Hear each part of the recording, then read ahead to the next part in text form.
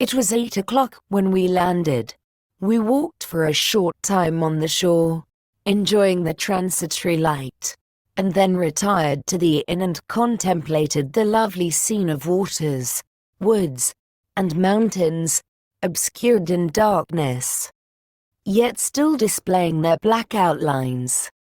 The wind, which had fallen in the south, now rose with great violence in the west. The moon had reached her summit in the heavens and was beginning to descend. The clouds swept across it swifter than the flight of the vulture and dimmed her rays, while the lake reflected the scene of the busy heavens, rendered still busier by the restless waves that were beginning to rise. Suddenly a heavy storm of rain descended. I had been calm during the day, but so soon as night obscured the shapes of objects, 1,000 fears arose in my mind. I was anxious and watchful, while my right hand grasped a pistol which was hidden in my bosom. Every sound terrified me. But I resolved that I would sell my life dearly and not shrink from the conflict until my own life or that of my adversary was extinguished. Elizabeth observed my agitation for some time in timid and fearful silence, but there was something in my glance which communicated terror to her, and trembling, she asked, "What is it that agitates you, my dear Victor? What is it you fear?" "Oh, peace, peace, my love," replied I, "this night, and all will be safe. But this night is dreadful, very dreadful." I passed an hour in this state of mind, when suddenly I reflected how fearful the combat which I momentarily expected would be to my wife, and I earnestly entreated her to retire, resolving not to join her until I had obtained some knowledge as to the situation of my enemy. She left me, and I continued some time walking up and down the passages of the house and inspecting every corner that might afford a retreat to my adversary. But I discovered no trace of him and was beginning to conjecture that some fortunate chance had intervened to prevent the execution of his menaces when suddenly I heard a shrill and dreadful scream. It came from the room into which Elizabeth had retired. As I heard it, the whole truth rushed into my mind. My arms dropped. The motion of every muscle and fiber was suspended. I could feel the blood trickling in my veins and tingling in the extremities of my limbs. This state lasted but for an instant. The scream was repeated, and I rushed into the room. Great God! Why did I not then expire? Why am I here to relate the destruction of the best hope and the purest creature on earth? She was there, lifeless and inanimate, thrown across the bed, her head hanging down and her pale and distorted features half covered by her hair. Everywhere I turn I see the same figure, her bloodless arms and relaxed form flung by the murderer on its bridal bier. Could I behold this and live? Alas! Life is obstinate and clings closest where it is most hated. For a moment only did I lose recollection. I fell senseless on the ground. When I recovered I found myself surrounded by the people of the inn. Their countenances expressed a breathless terror, but the horror of others appeared only as a mockery, a shadow of the feelings that oppressed me. I escaped from them to the room where lay the body of Elizabeth, my love, my wife, so lately living, so dear, so worthy. She had been moved from the posture in which I had first beheld her, and now, as she lay, her head upon her arm and a handkerchief thrown across her face and neck, I might have supposed her asleep. I rushed towards her and embraced her with ardor, but the deadly languor and coldness of the limbs told me that what I now held in my arms had ceased to be the Elizabeth whom I had loved and cherished. The murderous mark of the fiend's grasp was on her neck, and the breath had ceased to issue from her lips. While I still hung over her in the agony of despair, I happened to look up. The windows of the room had before been darkened, and I felt a kind of panic on seeing the pale yellow light of the moon illuminate the chamber. The shutters had been thrown back, and with a sensation of horror not to be described, I saw at the open window a figure the most hideous and abhorred. A grin was on the face of the monster. He seemed to jeer, as with his fiendish finger he pointed towards the corpse of my wife. I rushed towards the window, and drawing a pistol from my bosom, fired, but he eluded me, leaped from his station, and running with the swiftness of lightning, plunged into the lake. The report of the pistol brought a crowd into the room. I pointed to the spot where he had disappeared, and we followed the track with boats. Nets were cast, but in vain. After passing several hours, we returned hopeless, most of my companions believing it to have been a form conjured up by my fancy. After having landed, they proceeded to search the country, parties going in different directions among the woods and vines.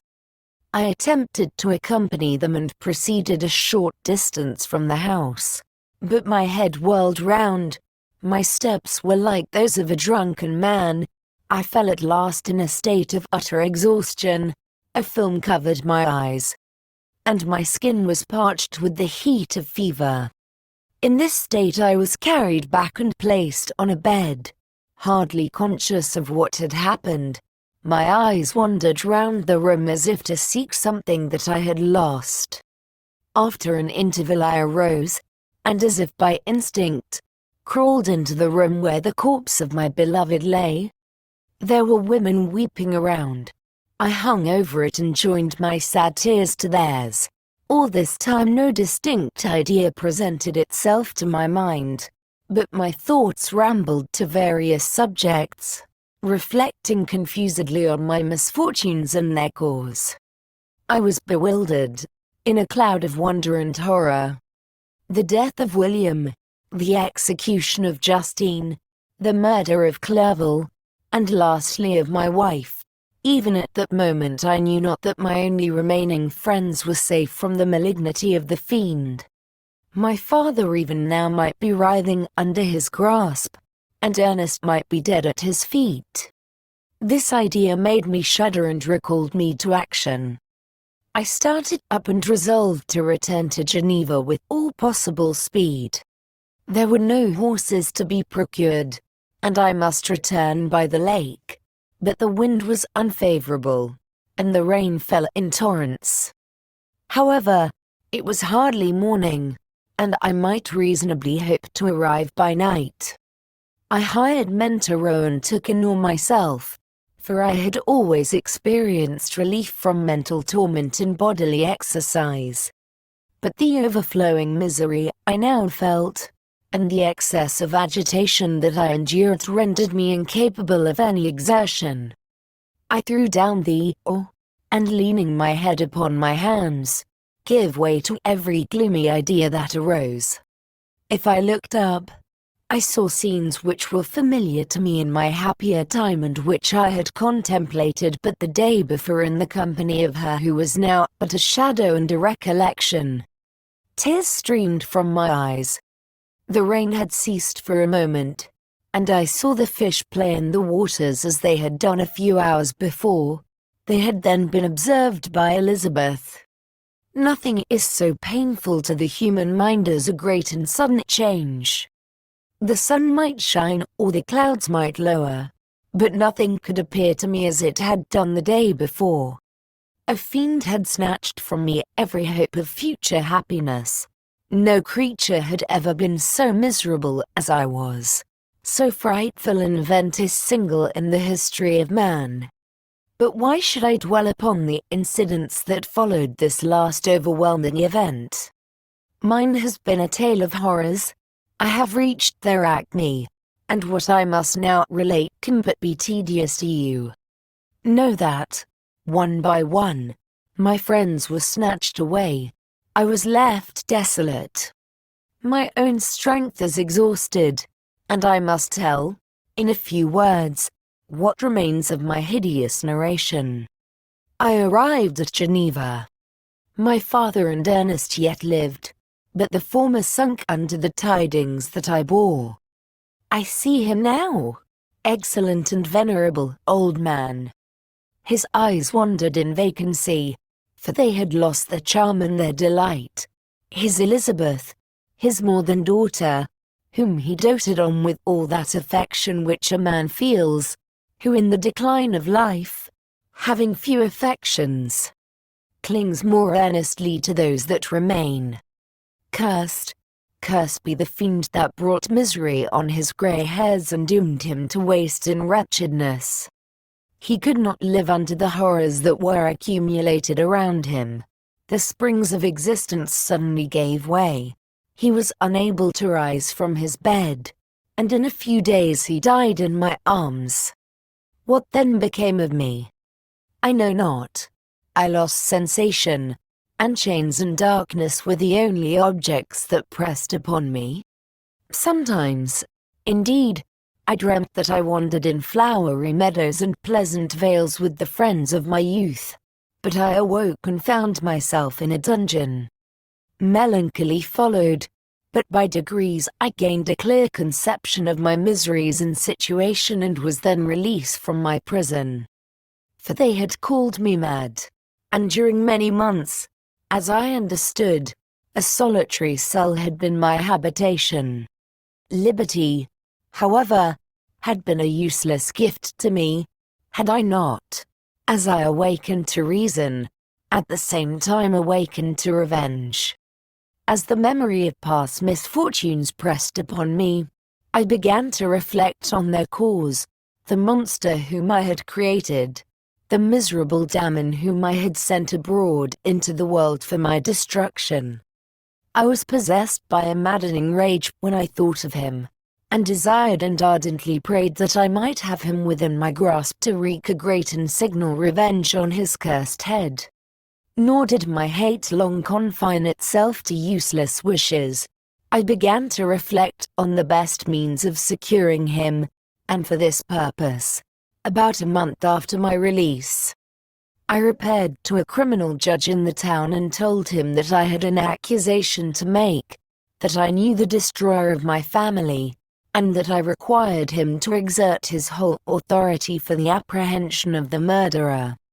The magistrate listened to me with attention and kindness. "Be assured, sir," said he, "no pains or exertions on my part shall be spared to discover the villain." "I thank you," replied I. "Listen, therefore, to the deposition that I have to make. It is indeed a tale so strange that I should fear you would not credit it were there not something in truth which, however wonderful, forces conviction. The story is too connected to be mistaken for a dream, and I have no motive for falsehood. My manner as I thus addressed him was impressive but calm. I had formed in my own heart a resolution to pursue my destroyer to death, and this purpose quieted my agony and for an interval reconciled me to life. I now related my history briefly but with firmness and precision, marking the dates with accuracy and never deviating into invective or exclamation. The magistrate appeared at first perfectly incredulous, but as I continued he became more attentive and interested. I saw him sometimes shudder with horror, at others a lively surprise, unmingled with disbelief, was painted on his countenance. When I had concluded my narration, I said, "This is the being whom I accuse and for whose seizure and punishment I call upon you to exert your whole power. It is your duty as a magistrate, and I believe and hope that your feelings as a man will not revolt from the execution of those functions on this occasion." This address caused a considerable change in the physiognomy of my own auditor. He had heard my story with that half kind of belief that is given to a tale of spirits and supernatural events, but when he was called upon to act officially in consequence, the whole tide of his incredulity returned. He, however, answered mildly. I would willingly afford you every aid in your pursuit. But the creature of whom you speak appears to have powers which would put all my exertions to defiance. Who can follow an animal which can traverse the sea of ice and inhabit caves and dens where no man would venture to intrude? Besides, some months have elapsed since the commission of his crimes, and no one can conjecture to what place he has wandered or what region he may now inhabit. I do not doubt that he hovers near the spot which I inhabit, and if he has indeed taken refuge in the Alps, he may be hunted like the chamois and destroyed as a beast of prey. But I perceive your thoughts. You do not credit my narrative and do not intend to pursue my enemy with the punishment which is his desert. As I spoke, rage sparkled in my eyes. The magistrate was intimidated. You are mistaken, said he. I will exert myself, and if it is in my power to seize the monster, be assured that he shall suffer punishment proportionate to his crimes. But I fear, from what you have yourself described to be his properties, that this will prove impracticable, and thus, while every proper measure is pursued, you should make up your mind to disappointment. That cannot be, but all that I can say will be of little avail. My revenge is of no moment to you, yet, while I allow it to be a vice, I confess that it is the devouring and only passion of my soul. My rage is unspeakable when I reflect that the murderer, whom I have turned loose upon society, still exists. You refuse my just demand. I have but one resource, and I devote myself, either in my life or death, to his destruction. I trembled with excess of agitation as I said this. There was a frenzy in my manner, and something, I doubt not, of that haughty fierceness which the martyrs of old are said to have possessed. But to a Genevan magistrate, whose mind was occupied by far other ideas than those of devotion and heroism, this elevation of mind had much the appearance of madness. He endeavored to soothe me as a nurse does a child and reverted to my tale as the effects of delirium. Man, I cried, how ignorant art thou in thy pride of wisdom! Cease. You know not what it is you say. I broke from the house angry and disturbed and retired to meditate on some other mode of action.